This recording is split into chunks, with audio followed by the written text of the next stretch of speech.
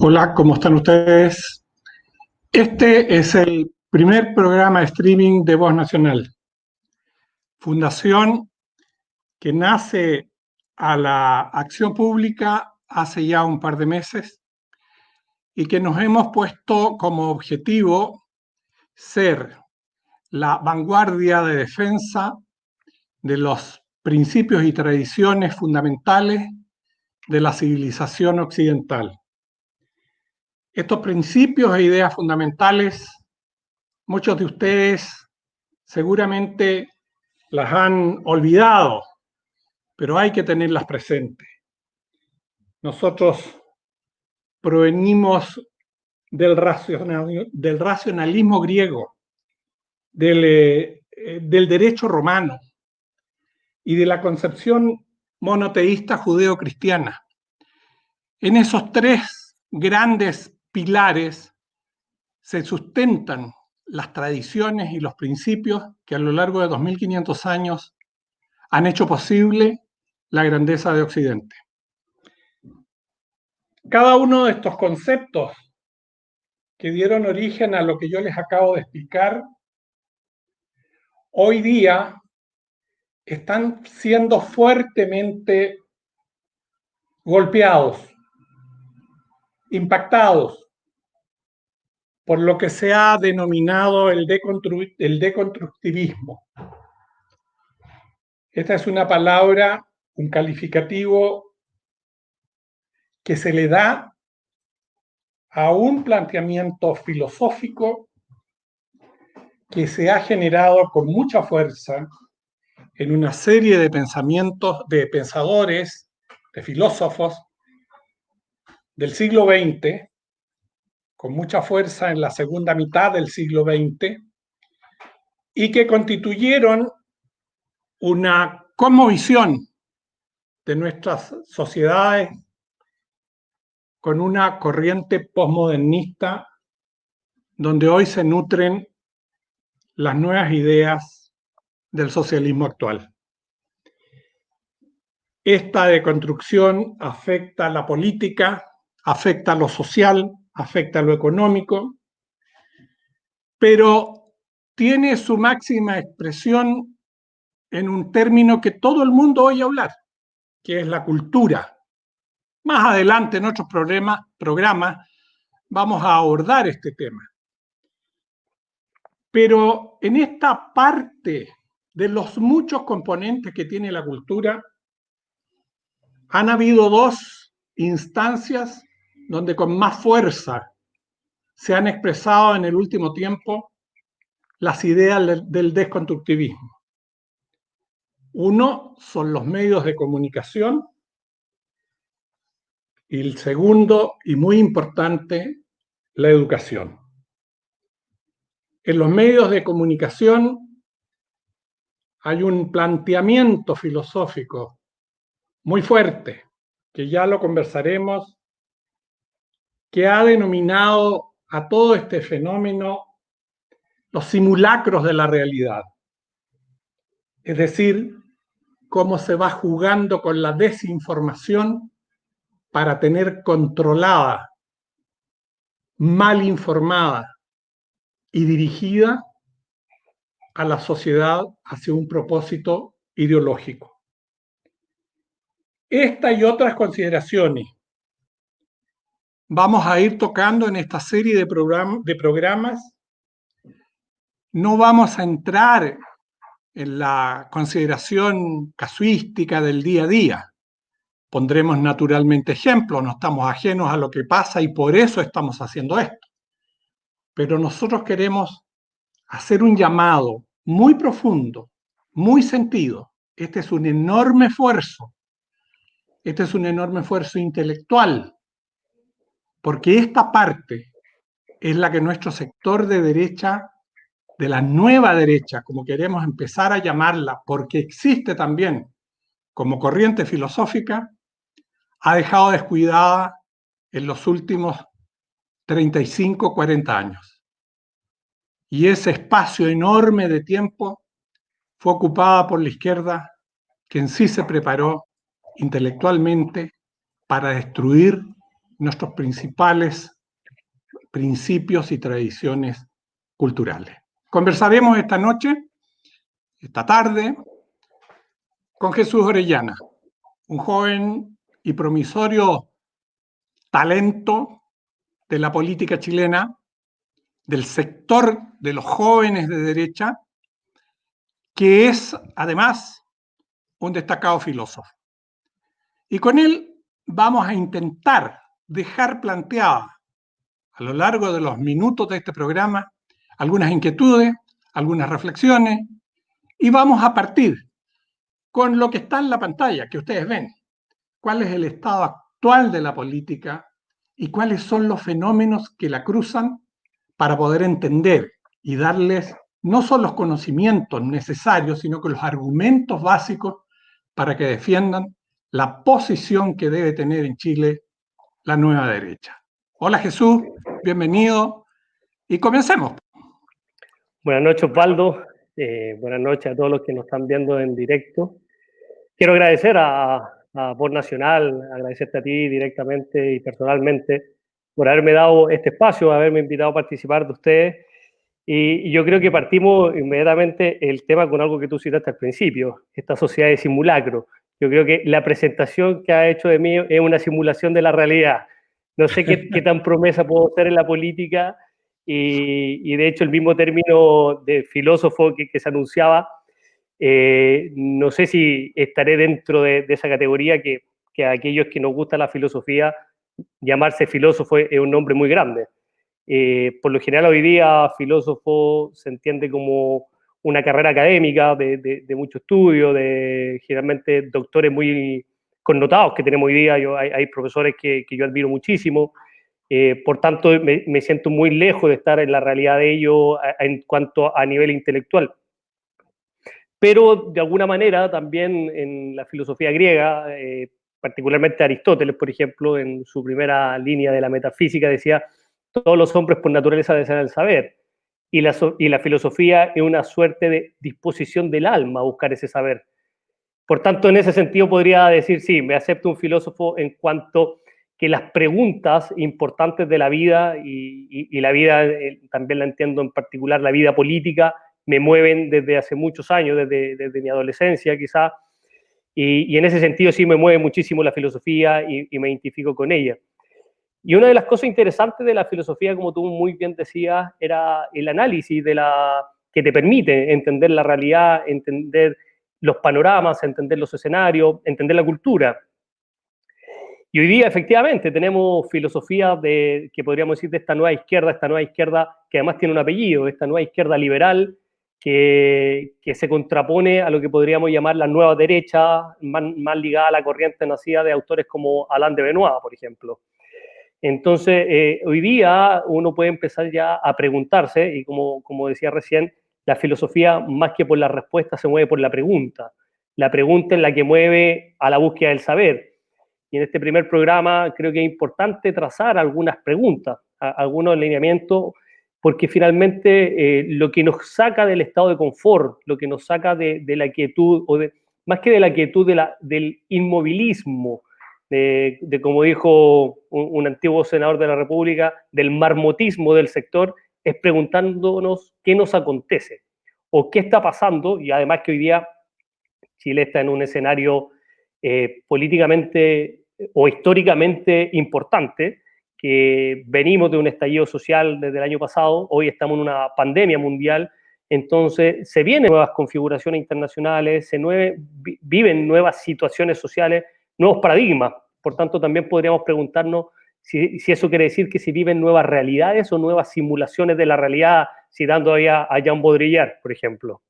Jesús, yo te quiero interrumpir un minuto, porque es bueno que nuestros auditores vayan entendiendo ciertas cosas. Nosotros vamos a ser lo más preciso posible en el lenguaje, de tal manera de que cada uno de los conceptos que empleemos para poder explicar lo que está ocurriendo puedan ser entendidos en su dimensión. Y aquí Jesús acaba de emplear un concepto que es, diría yo, uno de los ejemplos clásicos de la de la simulación de la realidad, lo que han dado en llamar estallido social. No, no fue un estallido social, fue una revolución. Y eso otros distinguidos amigos nuestros lo han llamado derechamente un intento de golpe de Estado.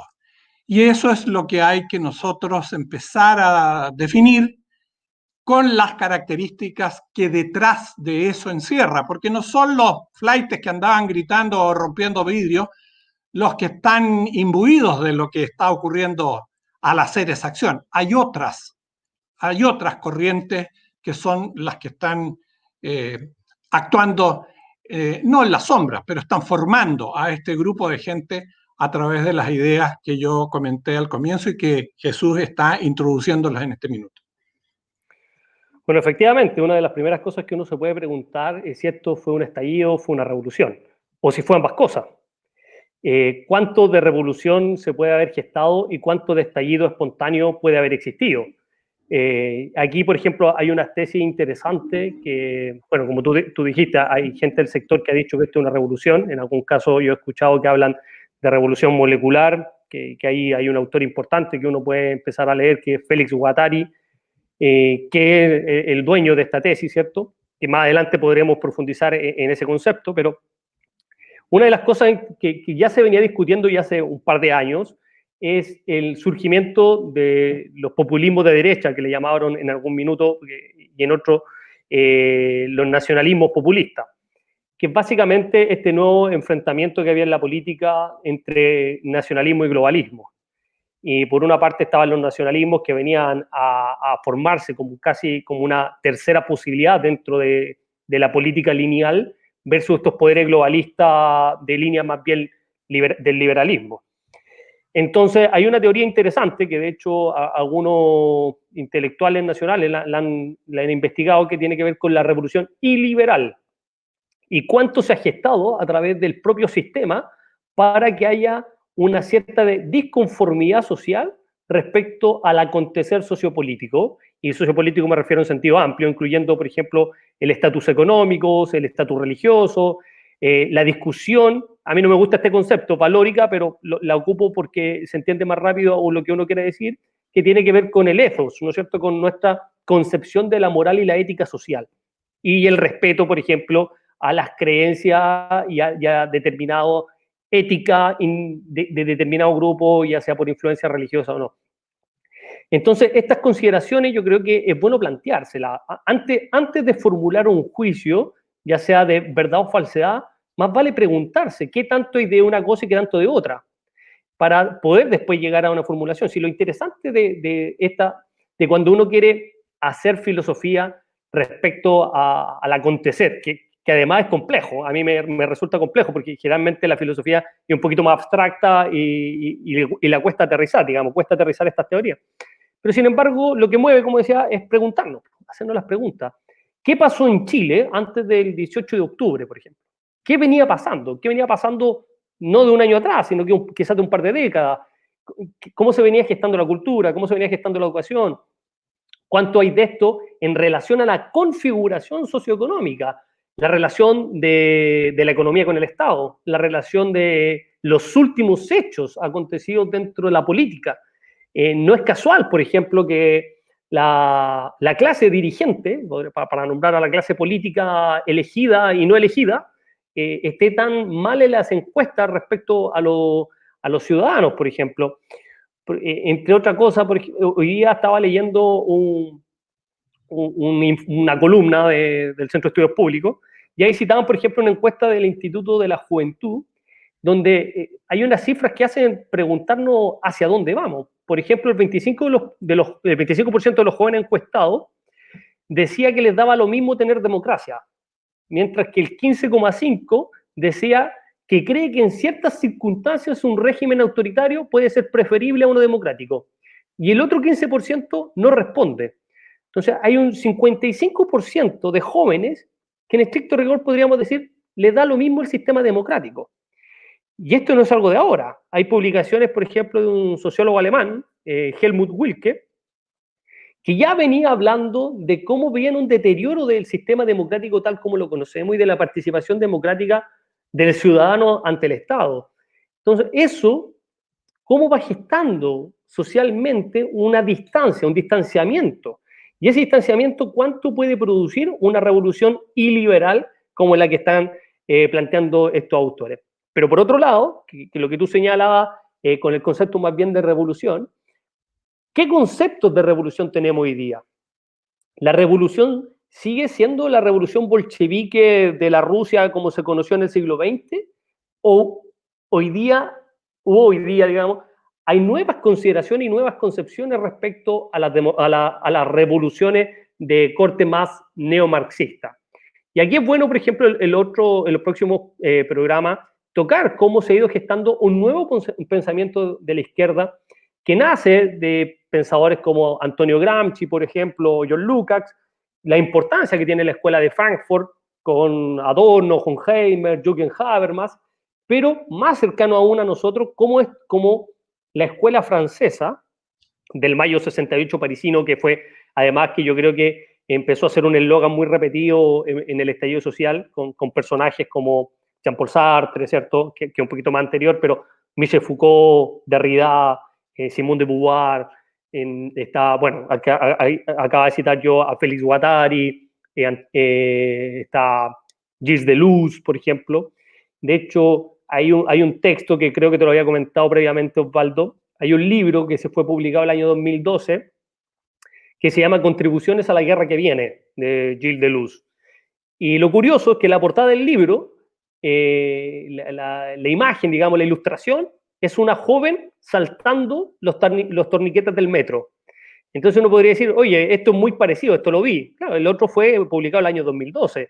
Entonces, ¿hay alguna conexión entre la teoría y lo que ocurrió realmente? ¿Hay alguna responsabilidad, podríamos decir, en la formación psicosocial que entregan hoy día los colegios y las universidades para crear o no para crear porque parece más de laboratorio, sino que para disponer un pensamiento en las nuevas generaciones que van en aumentar este distanciamiento con las instituciones liberales, por ejemplo, como la economía y el Estado constituido actualmente, ¿no es cierto?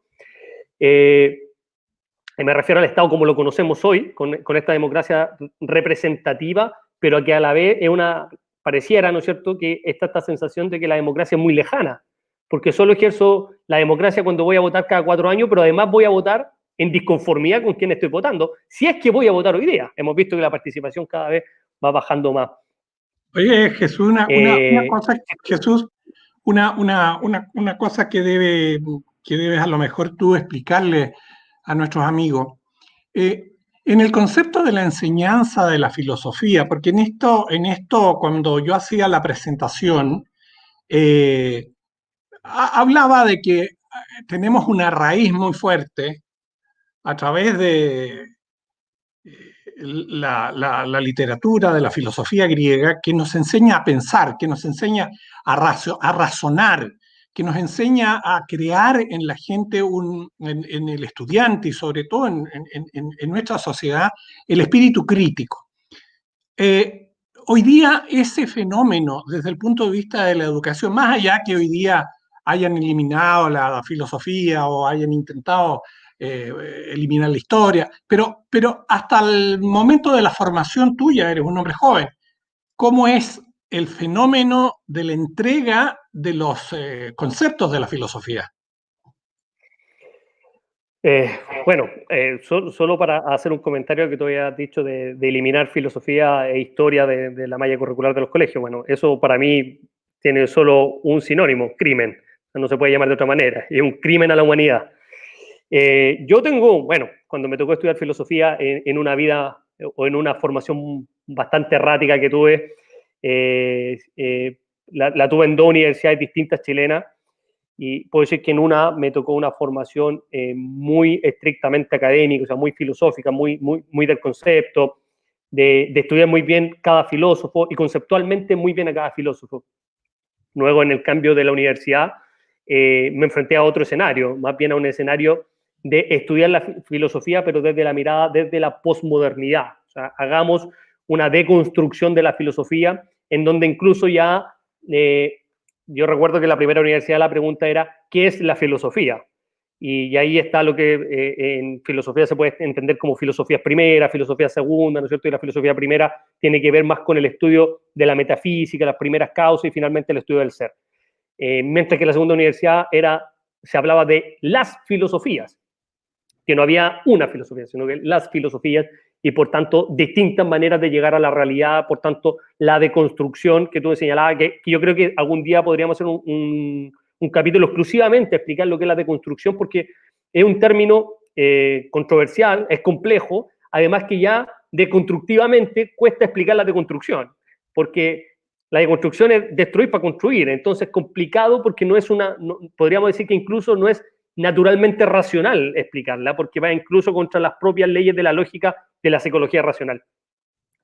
Pero quiero tomar un punto de lo que dijiste y la importancia, no sé si de los griegos en particular, pero por lo menos de los pensadores clásicos. De hecho, justo ayer leía un artículo que tenía que ver con la sociedad de simulacro, con la simulación, y hacía una cosa muy interesante, que esto además yo creo que a la gente le va a sonar muy cercano. Y hacía una comparación con la República de Platón, específicamente con la alegoría de la caverna, donde había un grupo de personas, ¿cierto?, mirando a la pared, donde había una fogata, y lo que están viendo nunca es la realidad, sino que es ver sombras. Y cuando uno de ellos escapa y logra salir de esta caverna y logra enfrentarse a la realidad, bueno, ahí hay unos procesos filosóficos, el paso a la penumbra, la verdad, la luz, etc. Pero finalmente después vuelve a contarle que esto no era la realidad de lo que estaban viendo y lo matan, porque no le creen. Entonces, pero esta gente finalmente lo que está viendo es una simulación de la realidad, está viendo fantasmas todo el tiempo. Nunca ve la realidad como tal. Entonces, el tipo del artículo se hace la pregunta, ¿Platón habrá visto CNN? Entonces, uno dice, claro, pareciera que Platón hubiese visto CNN, porque finalmente lo que está aconteciendo es que el relato histórico no lo está contando la persona que está viviendo, lo están contando los medios de comunicación. Esto es lo que se llama, están generando el relato de la realidad. Y como hoy día tenemos una superdependencia de los medios de información masiva, de ahí que podemos escuchar, y a veces me pasa con mi mamá, por ejemplo, que tengo muchas discusiones a veces con ella, que me cuenta una teoría, digo, mamá, ¿y dónde sacaste eso? Lo vi en Facebook, lo vi en la tele, como que fuera la fuente de la última verdad. Y por tanto, lo que están haciendo los medios de comunicación es construir un relato. Por eso que también hay otra versión que se llama los microrelatos. Y los microrelatos se empiezan a generar a partir del acceso masivo que tenemos hoy día a los dispositivos de transmisión. Por ejemplo, esto, el teléfono. Hoy día yo soy un mini periodista y voy entregando el hecho en directo y se van generando microrelatos de un acontecimiento. Las policías, por ejemplo, hoy día todas tienen su cámara portátil, ¿cierto?, que van grabando una realidad, mientras que las personas están con su teléfono, los medios de prensa están con otro, y se van construyendo muchos relatos para constituir una realidad, y vienen después los debates de qué efectivamente qué es lo que pasó. Pero eso era para contar una cosa interesante que podríamos mirar desde la filosofía griega hoy día. Ahora, personalmente yo siempre me he declarado un aristotélico, un estudioso más bien de Aristóteles. Y aquí, yo siempre recuerdo con mucho cariño a un profesor que tuve en la universidad, al que respeto y admiro mucho todavía. No creo que me esté viendo, pero si alguien lo conoce, le da mi saludo, se llama Joaquín García Huidobro, que lo sigo leyendo sus papers, creo que es uno de los intelectuales chilenos que vale la pena estudiar y seguir. Siempre él decía, la realidad actual se puede entender de muchas maneras, y es muy bueno observarla, pero lo mejor es apoyarse de los griegos o los clásicos para entender la realidad, porque tienen muchas herramientas para explicar lo que está pasando. Y aquí, por ejemplo, sí, al tiro, déjame terminar la idea y doy al tiro, y aquí lo interesante de Aristóteles que te dice, no puedo vivir en la política sin entender un contexto ético. Y eso, hoy día en la sociedad actual, está muy perdido. La ética para vivir en política. Esa observación es fundamental para entender al final el camino hacia donde nosotros vamos orientando esta conversación y vamos tratando de darle a nuestros a nuestros auditores ideas matrices de donde poder agarrarse para la defensa de lo que creen. En esta línea, hasta ahora, solo se mencionó en una pequeña pasada la importancia que tiene el pensamiento racional, porque obviamente en esta situación que vivimos, lo que se ha dejado de lado, la importancia capital que tiene es en definitiva la individualidad del ser. Y ese fenómeno es quizás uno de los más graves que ha ocurrido y que nos ha llevado a la crisis que está viviendo no solo Chile, sino que está viviendo el mundo. Entonces, me parece muy interesante que podamos, ya que el tiempo se nos está acabando, podamos ir generando, Jesús, algunas inquietudes, algunas preguntas, de tal manera que en el próximo programa, a través de nuestra propia conversación y a través de lo que recojamos de la información que está llegando desde los distintos vehículos de contacto que tenemos, está con nosotros en este minuto. Y es bueno que también lo digamos, porque en esto las sinergias son las que ayudan. Desde hace mucho tiempo, hace mucho más de un año, nosotros hemos puesto el diario online oficial de Voz Nacional, que se llama El País Online, donde están escribiendo destacadas personas, destacados columnistas, algunos directamente vinculados con Voz Nacional y El País, y otros que hemos rescatado de columnas importantes de otros medios de comunicación, donde vamos generando una opinión importante. Están otros canales de YouTube cerca de nuestro pensamiento, de tal manera que yo lo que quiero transmitirle a nuestros amigos, a nuestros auditores, a los que nos van a empezar a seguir, todo lo que ha dicho Jesús, los aportes que estoy haciendo yo a través del país y otros grandes personajes mucho mejores que yo, e incluso con mucho más experiencia, por favor, léanlo. Háganse el tiempo de ir formándose una opinión crítica, pero léanlo y no se conformen con la noticia diaria, porque la noticia diaria lo más probable es que los deprima, que no encuentren la salida. Nosotros no somos la luz, pero sí somos un grupo organizado que estamos dispuestos a dar la pelea. Te dejo, Jesús. Bueno, mira, yo creo que preguntas son importantes plantearse. Una de las primeras es, ¿en qué sistema nos encontramos hoy día? ¿En qué situación está la democracia hoy día? ¿Qué rol juega hoy día la política? Yo creo que cuando uno dice política, inmediatamente se te vienen más los pensamientos a la cabeza. Yo creo que la política es la actividad más digna de la práctica humana.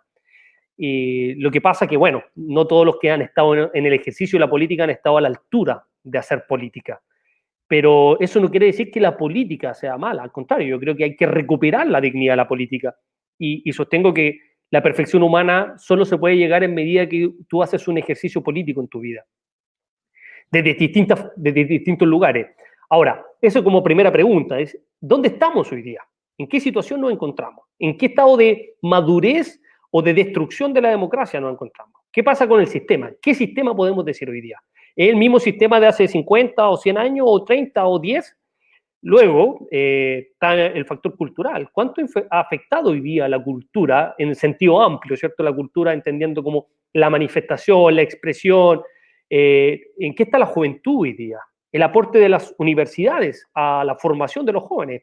Yo creo que es bueno preguntarse esas realidades y luego, lo que decía, preguntarse en términos más concretos, ¿hoy día la gente vive a pura espontaneidad o también hay, para ponerlo en un concepto un poco más quizás de la Matrix o no, pero hay fuerzas que ayudan a organizar a la sociedad de determinada manera en determinados momentos para que surja? ¿Hay condiciones de posibilidad que permiten un estallido social, por ejemplo? ¿O fue puro azar? ¿O en realidad hubo causa y efecto que nos llevaron a tener una revolución o un estallido social? Que eso ya lo iremos investigando, ¿no es cierto?, en el paso de los próximos programas. Jesús, Pero yo creo que esas son preguntas que vale la pena hacerse. estamos ya cerrando el programa. Yo te quiero agradecer. Ha sido una tremenda contribución. Esto va a continuar. Tendremos una secuencia de programas con Jesús, con otros jóvenes y con otros profesionales cercanos a Voz Nacional.